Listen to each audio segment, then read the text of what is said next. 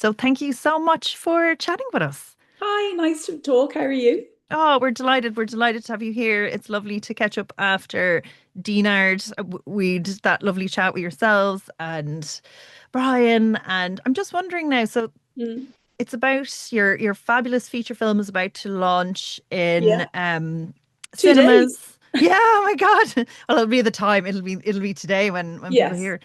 But it had a really, really successful festival run. It screened at so many festivals. Mm. It won so many awards. I was just wondering first if you can maybe tell me a little bit about what that journey is like from the perspective of a producer. Absolutely. So, I think the main thing I would say with Spilt Milk, and I think for every feature, and particularly from my experience, that is like, we shot the film over 2 years ago, but I'm still producing it. So it's the development, the financing, the shoot, post, exhibit, festival, exhibition. It's a long process, and for us with festivals, we were in the middle of. I don't think we'd even.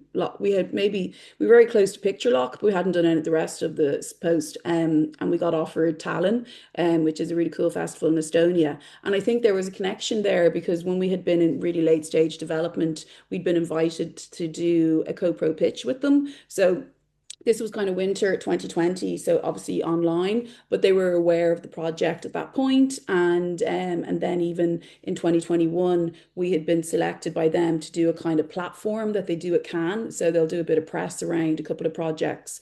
And all press is good, so they were aware of the project and they were tracking it. So when we had a rough cut, they wanted to watch it and they offered us the world premiere there. So it was kind of sooner, a lot sooner than expected. And we had our world premiere with them in November. And then had finished post at that point, but we still had to deliver to the funders and stuff. So that wasn't really until early spring 2025.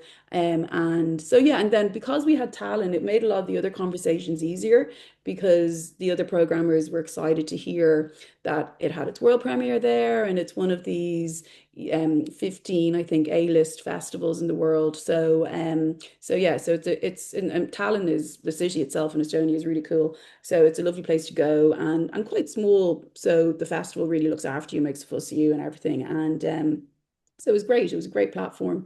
And then so yeah, then we had Dublin and we had our Irish premiere, and then quickly after that we had our UK premiere in Glasgow, and we won the MUBI Audience Award in Glasgow, which was again that was a really big moment for us. And there was a lot of press out of there. It was like a headline in relation to the Glasgow Film Festival in Hollywood Reporter, in Deadline, in Screen Daily. So that's really cool. That's really good for your project. And on the back of, sorry, after Tallinn, we got our first review in Screen International. So we hired a publicist to kind of help with press around the world premiere, which Screen Ireland are brilliant. Obviously, we developed the film with Screen Ireland and they're the major funder. But they also have a publicity fund that you can get if you have your world premiere in particular festivals. So that enabled me to hire a publicist and do press screenings for the trades. So that was really important. And like that's the main quote from that is on our poster. So, and as soon as we read that quote, it was like, well, that's the poster sorted.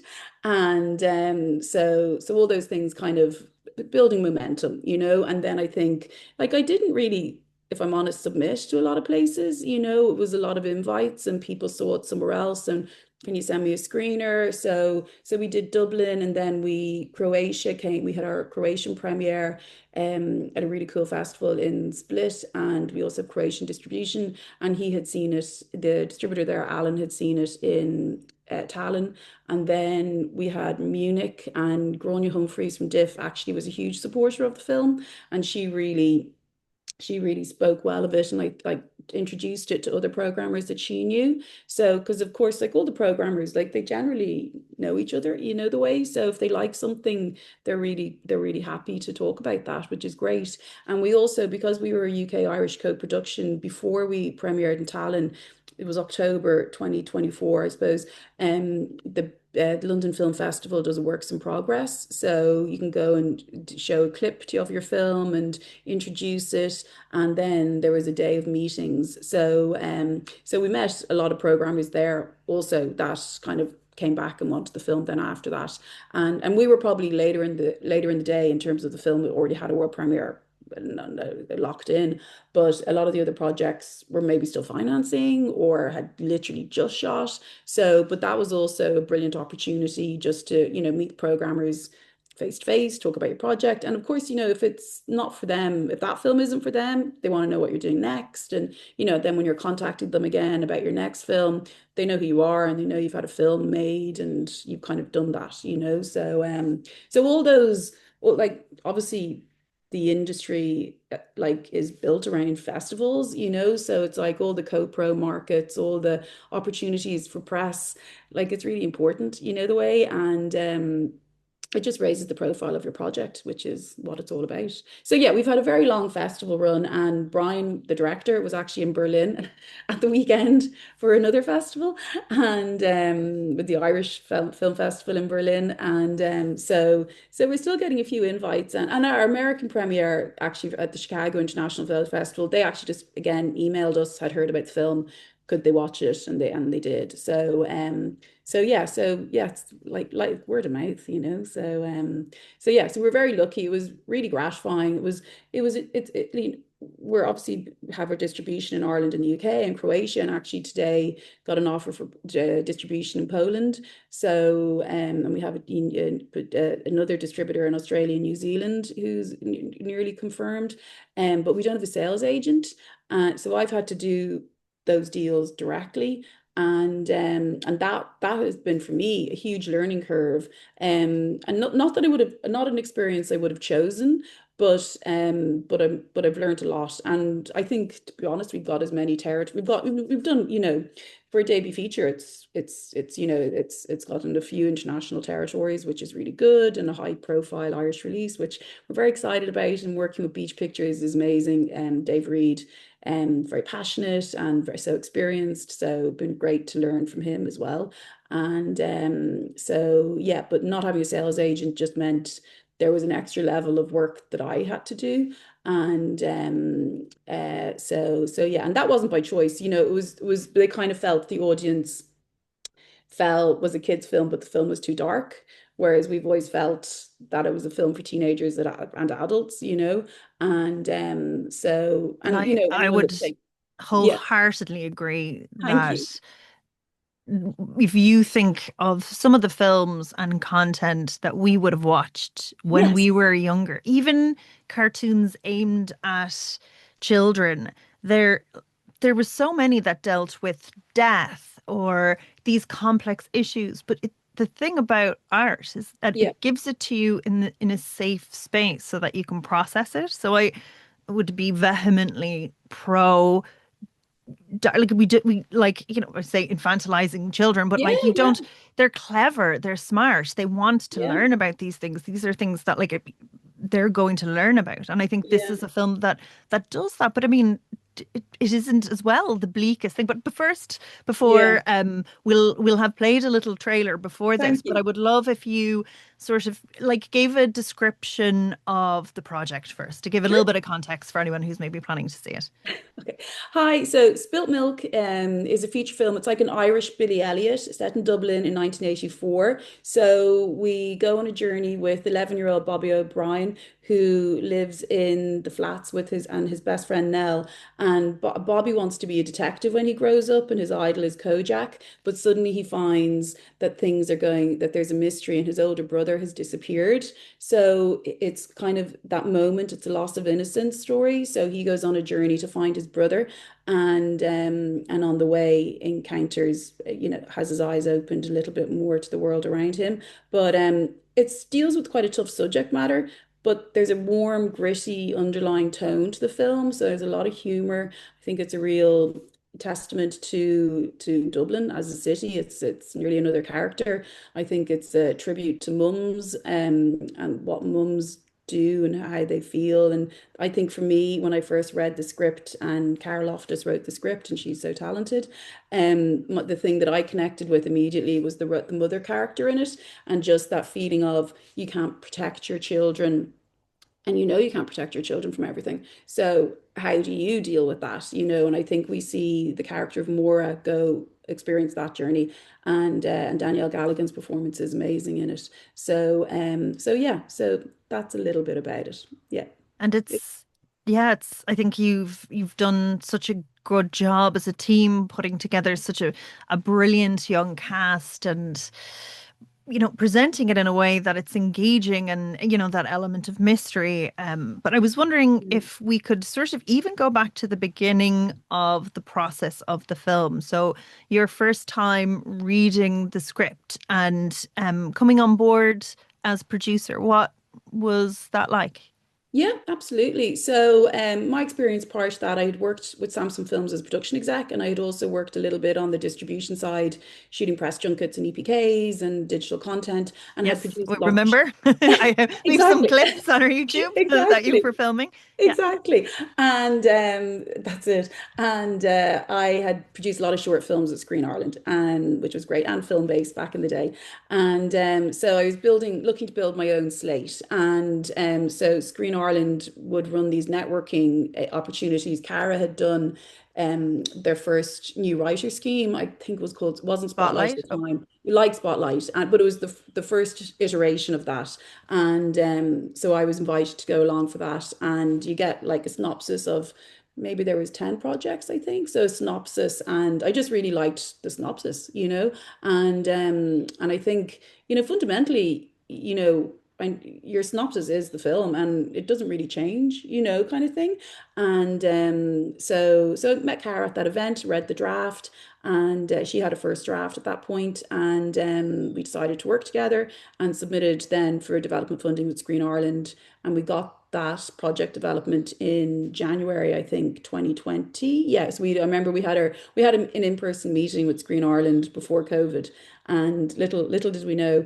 And then we spent, I suppose, the next year and a half developing it. Brian, that came on to direct it. I had worked with Brian on other things and knew him, and just felt like, and instinctively, that he was the right person to direct the film.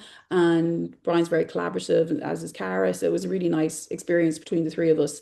And then, so yeah, so we got production funding from Screen Ireland at and the end. even before we Sorry. even go ahead, because I think this is a very interesting, piece to be in. So you had seen Sure. the synopsis, and the film now is still a version of that.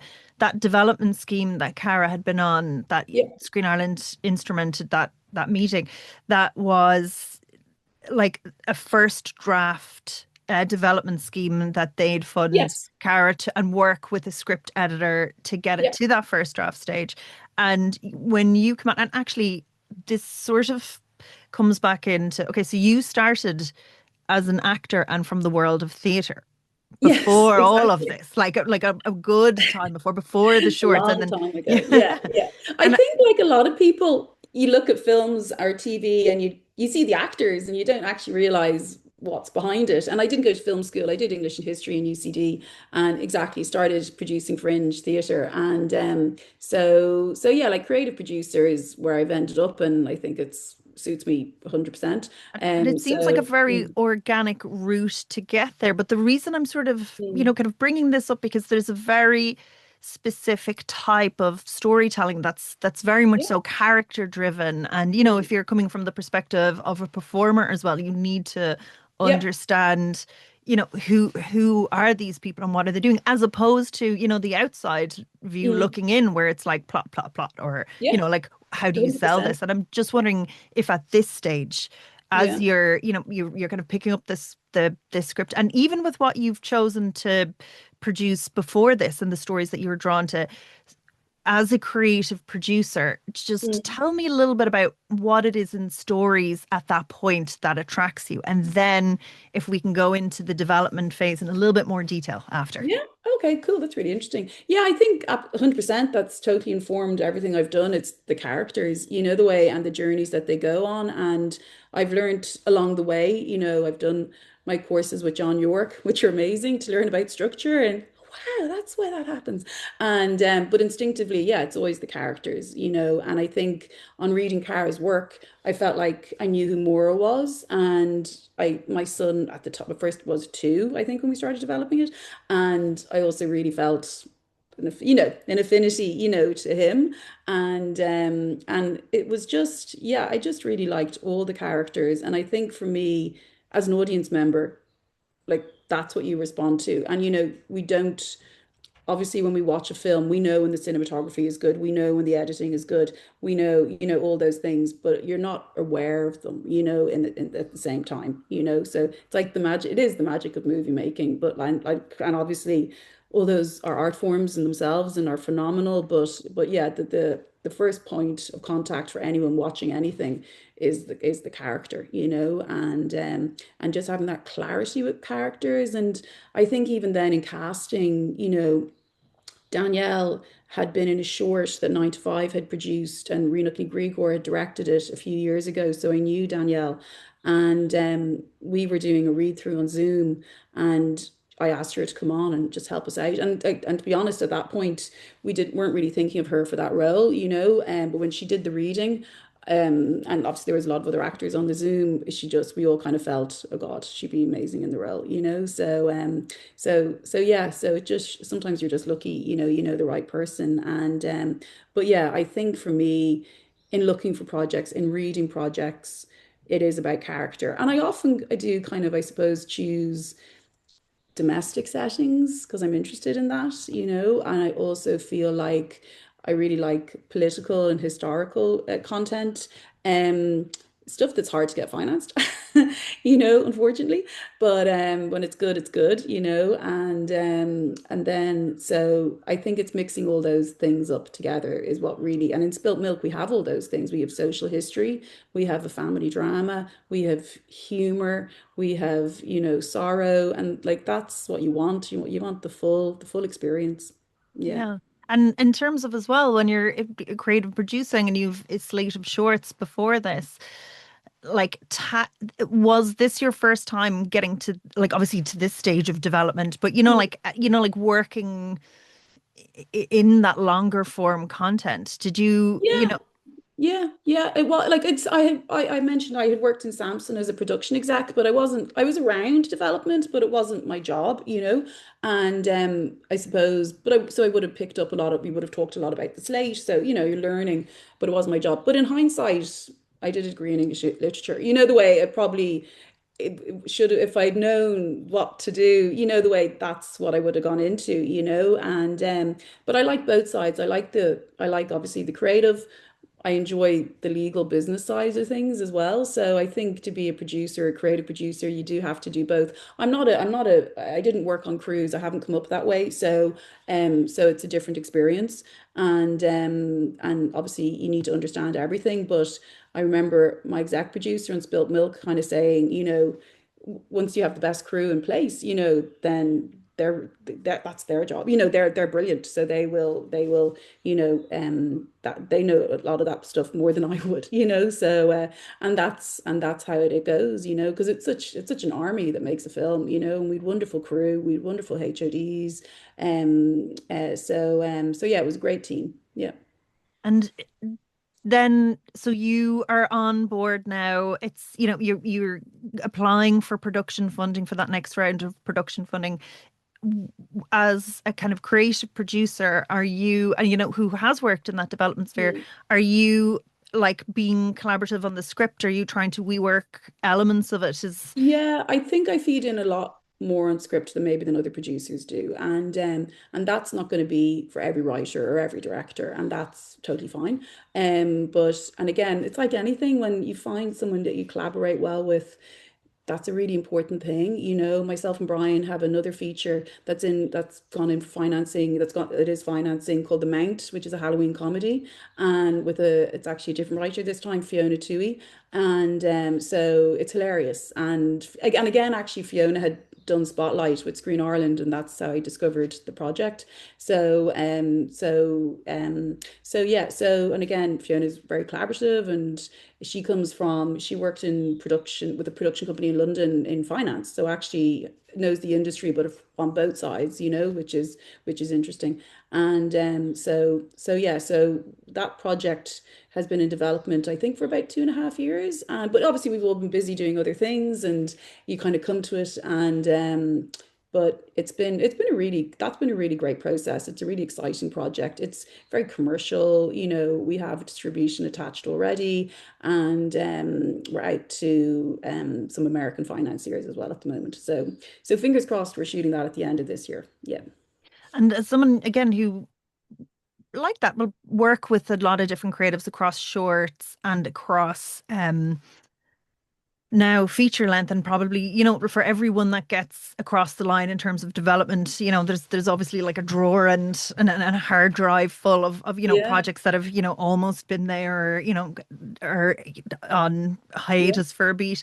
Talk to me as well about, like you mentioned that collaboration, like a project is always elevated by the more voices when they are in sync, how people work together. What is it that you're looking to achieve? What is the process like of working with writers and able to get them to to elevate the script so to go for production funding? Yeah.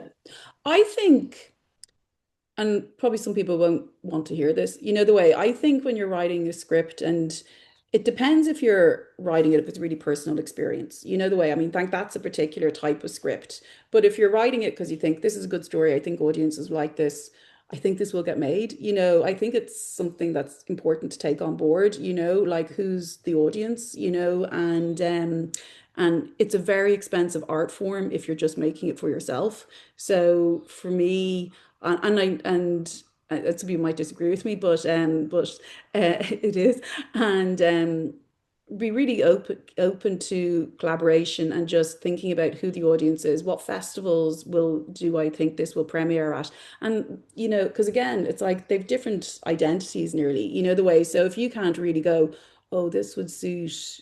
So obviously, they're all equally amazing festivals. This is a Sundance film or this is a Berlin film. They're very different types of films. So, I think you need to know where its destination is, and I think for me as a producer, and especially now on my second feature, and obviously I have other ones at earlier stages, again, it's about building on what I've done with Spilt Milk, and having it be, I suppose we've had 5 or 6 territories with Spilt Milk, I want the next one to be released everywhere, so 105 countries. So, that's kind of what my goal is. And I think, I'm also developing TV projects, and again, as you mentioned, I've gotten close on one or two, and again, yeah, like, and it's timing, the way with TV, I think, and like everything, it's track record, so yeah, so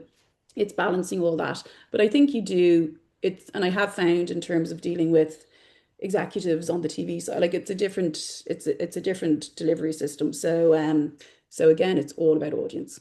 Yeah, brilliant. And in terms then of sort of pitfalls, is there any advice as someone who's, you'd be dealing with more creatives from that business side, is there any sort of pitfalls you could advise people to avoid? Because, you've also been a judge on Yeah. projects, at this, especially at that development stage. Yeah. I think it's making sure you're making the same, in terms of film, the same film, I think if you're having a conversation with people and they haven't decided on certain things like who's the cast, because these are references and they're benchmarks, and sometimes it might be just to give a sense of who you see, but that's key, it's key, because if you're not in sync, that's really obvious, and that will be a problem in prep, that will be a problem in shooting, and that will be a problem in post, and then it will be picked up in the reviews. I think that it's like the things that are an issue in development are generally still an issue 2 years later. So just you do have to be in sync, and that's what I think is the most important thing. Yeah, and Because and it just is listen to each other. Yeah. Because it is a marriage. Like you Yeah, are, like there's so much work that involves in getting it. And in terms of, yeah, that everyone has to understand and have generosity because that's how it will evolve and become greater than the sum of its parts as well when yeah. you have all those different voices in the room, but they're working together to be constructive rather than destructive. Yeah, And exactly, it's exactly. And I love learning from people, you know. So it's like we had Carl Waters as our DOP on Spilt Milk, and I had worked on when I was in Samson, he had been the DOP on A Dark Song, which was the first feature film that I had anything to do with. And that was a great experience. And I remember thinking, God, when I get to the point where I'm making my first feature, I really want him to be the cinematographer. And thankfully he was available and said yes. So, but yeah, because it's a different, everyone's bringing their best to the table, and that's what you want as a creative producer and as a director. I think that's what you want. Yeah. so, but you, okay, so, and we'll go now to the development stage. So you've worked with Cara and, workshopped the script to be elevated, put in for the next round of development funding and got it. And now what was the journey like raising the funds? Yes, so it took a while. So we Screen Ireland came on relatively quickly with production support, and then you obviously have to get the rest of the finance in. So again, as I mentioned, we didn't have a sales agent, and I think it was in the middle. It was literally in the middle of COVID. So cinemas were making a film, and cinemas were closed, and um, it was so like I think MG's advances kind of which previously had been kind of a given, not easy, but kind of par for the course, weren't really happening. And it soon became apparent we weren't going to get one. And so we brought in a UK co-producer, which is a great producer called James Heath, who I had met when I did the producers lab in Rotterdam, and we'd stayed in touch. And at the time, James was living is he was working in Glasgow, and he's still in Scotland. And the company that he was running, there was like a few arms, so there was a commercials arm that was really well established, and they were setting up a boutique post house. So they came in, and so the plan was to do the post with them. So there was an equity investment, and then obviously doing the work in the UK, we could access some UK tax credit along with the Irish tax credit. And then also, but the key thing really was for us was commission a man.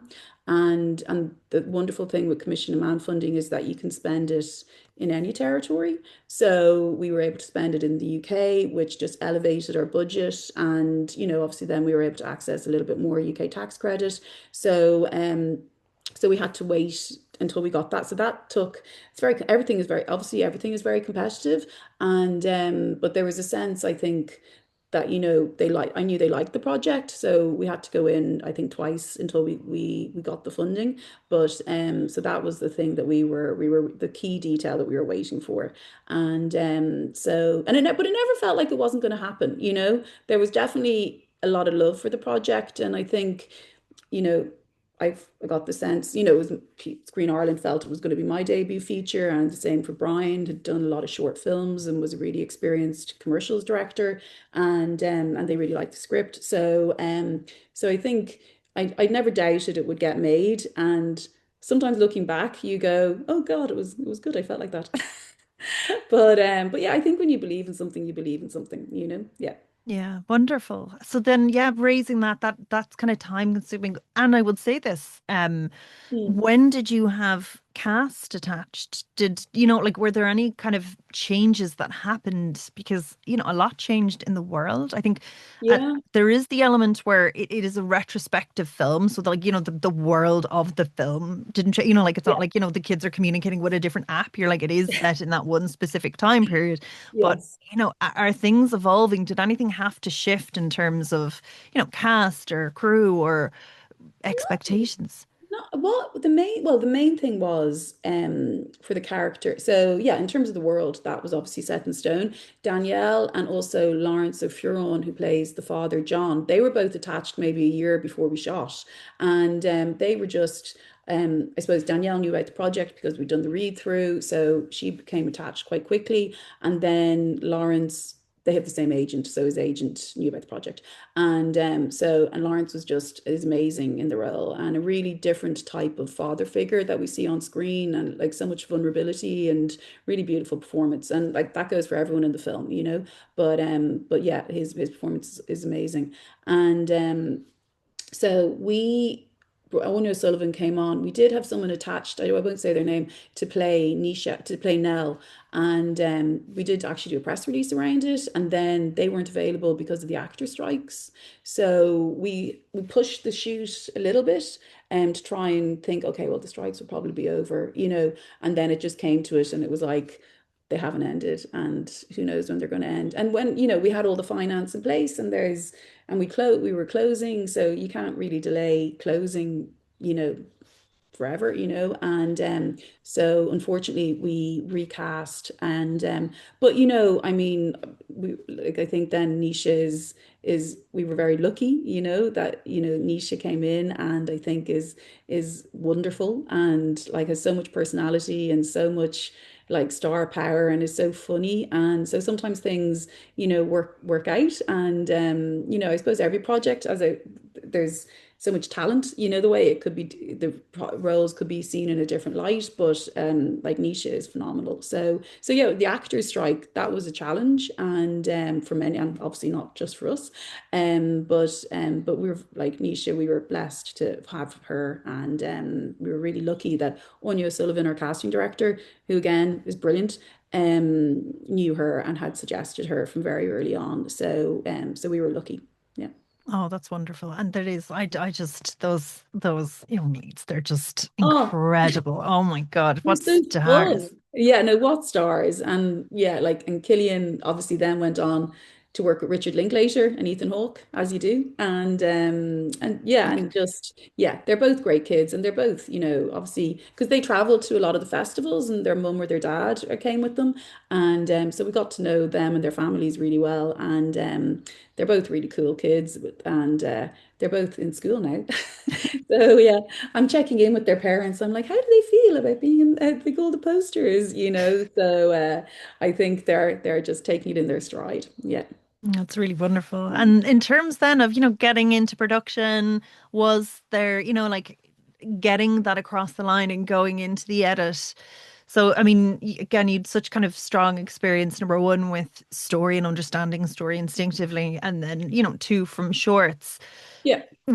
Like, is there anything different? Is a feature like a big short from the perspective of a producer in terms of, like, or, are there moments where you're like, oh God, that rough cut is very rough? Like what would have been that shift that you noticed kind of going through that process at that I think point? it's just the length. No, to be honest, it is just the length of the shoot. You know, the way like you're kind of doing the same blocks of thinking and experience, and obviously there's a lot more legal and financial responsibilities and And with closely with kids, yeah, as with well. Beachville and with kids and with period and yeah. There was definitely a lot of you know, stressful situation. But you know, but that's I think it's always like that, you know, and I think every film, every project, you'll go, what's the really hard thing here? You know, what's going to be the biggest challenge? And I think in hindsight with Spilt Milk, it was the period and having two children in the lead, you know, and there was no way around that. And I probably, if I'm honest, when I first read the script, didn't understand, you know, how challenging that's going to be, you know. But again, I think that's every project. I think there's something that's it's filmmaking is never easy, you know. So it's just, you know, going in with a plan. So, you know, we had the plan and we knew what we needed to do. We had a wonderful production designer and Shane McEnroe, and again, like such an amazing talent and lovely man.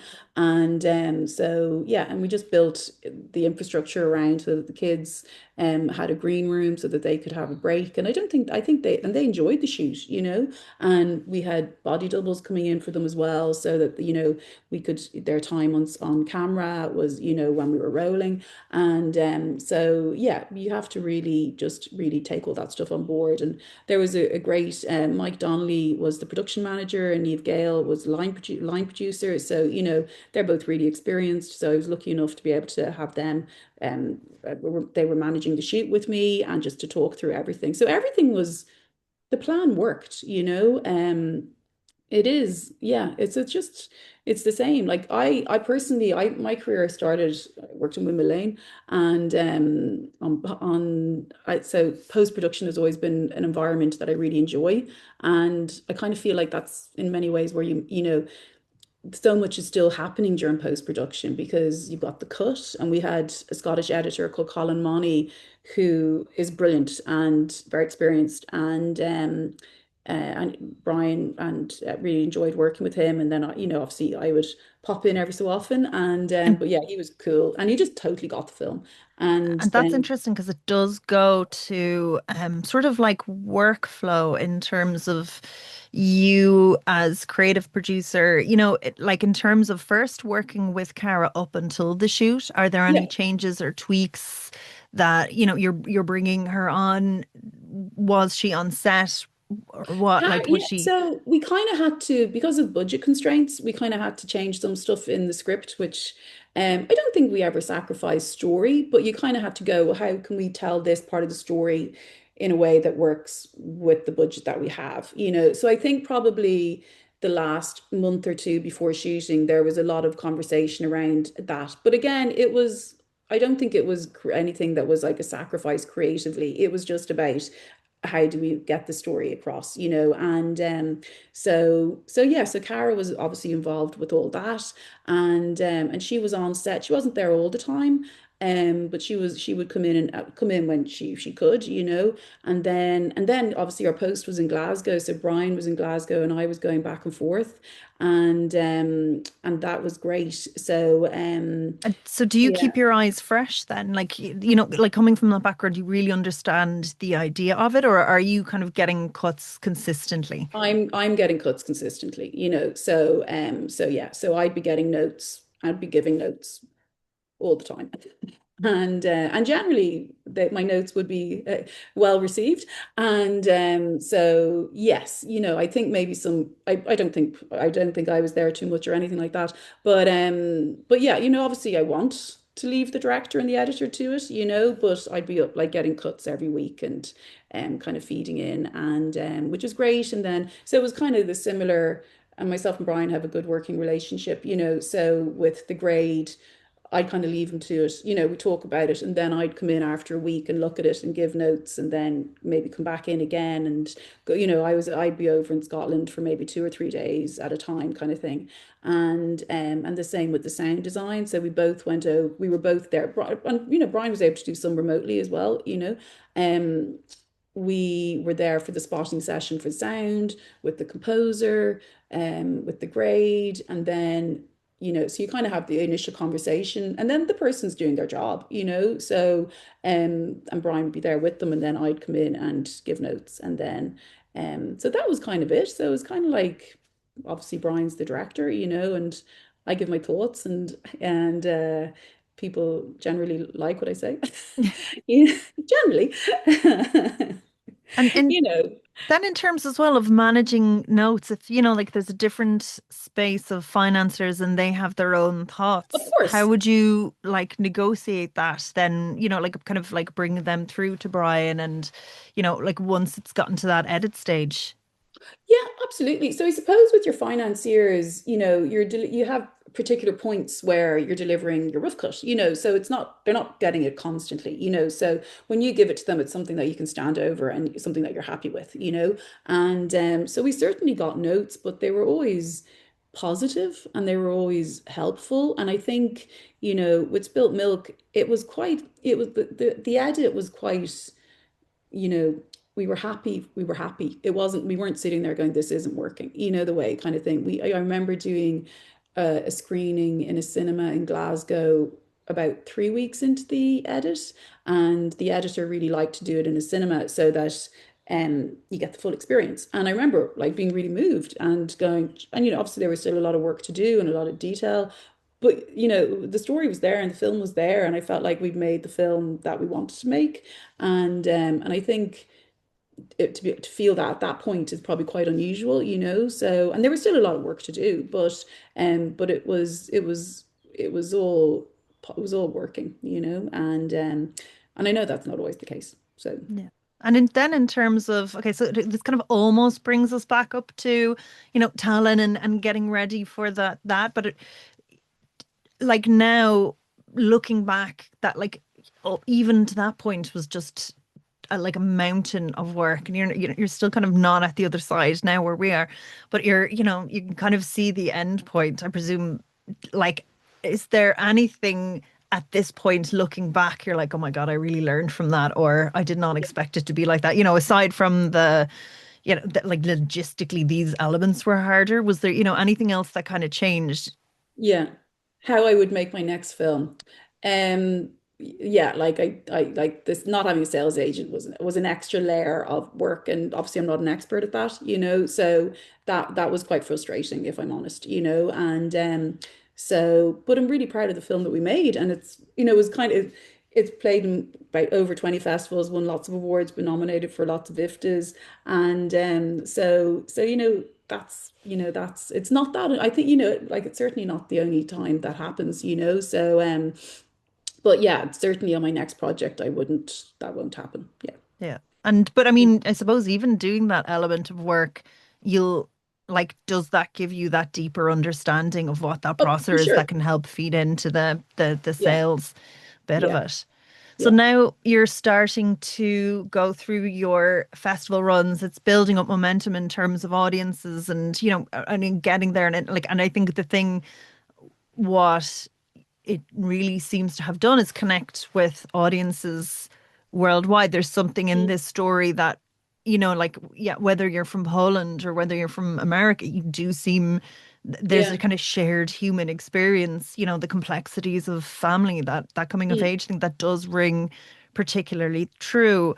Do you like, as you're watching it with audiences, does that change how you see it in a little way? And is, watching it with two, like, I mean, you've been also in this industry for such a like long, you're very youthful and beautiful, but you've been in it for like a long time, Thank you. like watching it alongside these two complete newcomers who are fresh to the Yeah, to the yeah. industry and what it means. Does that change it as well? Yeah, I think we all felt, myself and Brian are both parents, and we felt very protective of Killian and Nisha, and wanting them to have a really good experience. And as I mentioned, got to know their parents and stuff, and I think they've been very happy with the whole experience as well. And yeah, I suppose we know how hard it is, the way and how negative it can be. And you just want to build a kind of bubble where that they don't have to experience that. For me, like filmmaking is really hard, the way, and your life is kind of built differently to other people's. And but I think that's true of anyone who does a job that they love, I think if you're like the travel, and I enjoy the travel, but I don't have to travel all the time, but it's really nice. So I have to go to Berlin for a market, No. I have to go to Dinard, it's really nice, and so yeah. But then there are, the lack of structure is, that's different, the way as well. So there's always going to be, I suppose, some sacrifice. But like I say, I think that's true of every job. It's just different, if you're a sports coach and you have to travel, the way, or if you're a lawyer and you're working 20 hours a day every week, kind of thing. So you just have to find, and I do love filmmaking, but I do also feel like at this point it's a career, and I think when you start, it's a vocation, and I think you probably wouldn't stay doing it if you didn't have that love for it, But but yeah, I have to say, considering the film is in cinemas today, it's a thrill, the way to see, and it's kind of like, oh yeah, all these other people are going to see this film that we've made and talked about for so long and have their own experience with it, and I think that's amazing. And I remember watching an episode of The Studio, that comedy on Apple, and I think the character says to Seth Rogen, it's like, and it's all about the crazy industry, and and it's like, but she's like, if you make something good, it's good forever. And I think that's the truth, that's the Yeah. truth, so yeah. And you do say it isn't a vocation, but there are lots of like careers that are much, much, much, much easier. There is Yeah. something drawn, and they do talk about that specifically in the studio so well, Yeah. where, Yeah. like, he's like, you're not a doctor, you're not saving lives, but you're like, but it's so important. Exactly, exactly. Because it's even like, with theatrical is challenging and everyone's on social media. It's like no one is going to look, no offense, no one's going to look at a Mr. Beast video in like, 20 years and go, that really meant something to me, whereas, and, Unless I it's a tell-all documentary and it's like, we didn't know at the time. how much money you made, and good for you. I'm just, and I like that's entertainment, but it's not film, it's not storytelling. And I think an interesting thing is, we're reading about YouTubers who are making features. We're not, it's not really going the other way, and I think distribution and the model is evolving, and 120 years ago, there was no such thing as cinema. So, that's quite natural that things are going to keep evolving and we just have to figure it out, and but yeah, I think that's the thing. Like it is that feeling of making something that people connect with. And you mentioned films that we talked about that, we would have watched as teenagers or young teenagers or kids that had a serious undertone. And like, Stand By Me was always a film we talked about.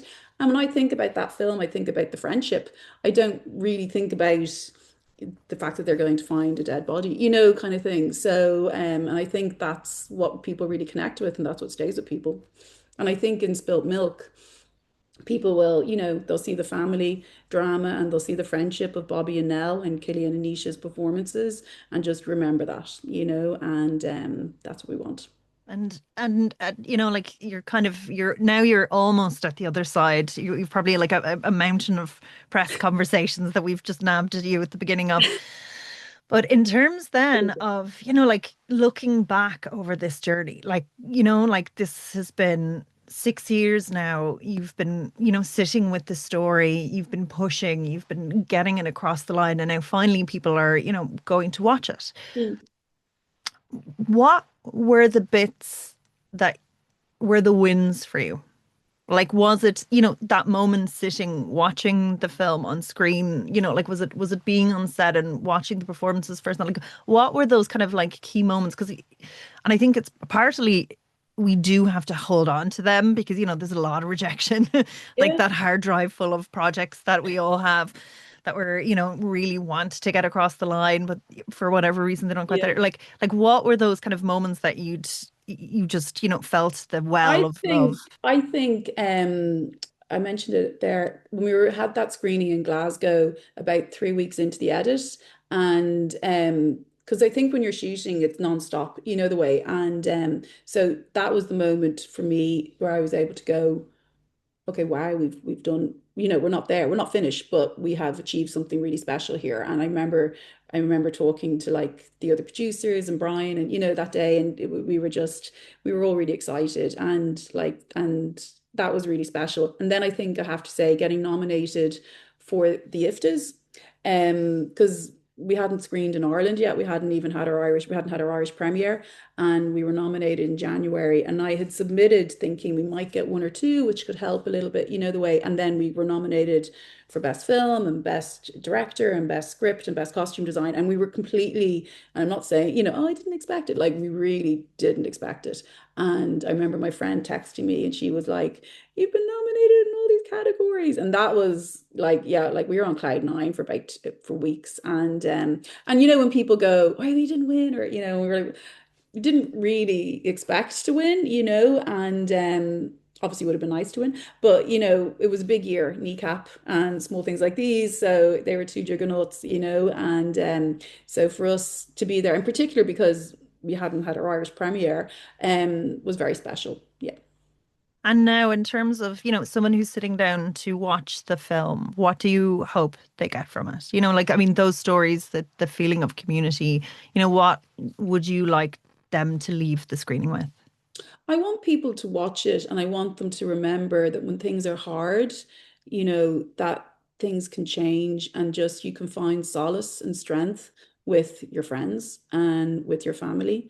And I think it's also, you know, that warmth and the grittiness of it. I think they go hand in hand in life. And I think it's okay I think it's good when you accept that. Like nothing is ever super amazing or kind of, it's the ups and downs and and I think once you kind of see the beauty in that, then the good things are even more special. Oh, that's lovely. Thank you so much for chatting with us. Okay, well, really Congratulations. lovely to chat with you, Gemma, again, and I'll hopefully see you soon. Okay, thank you.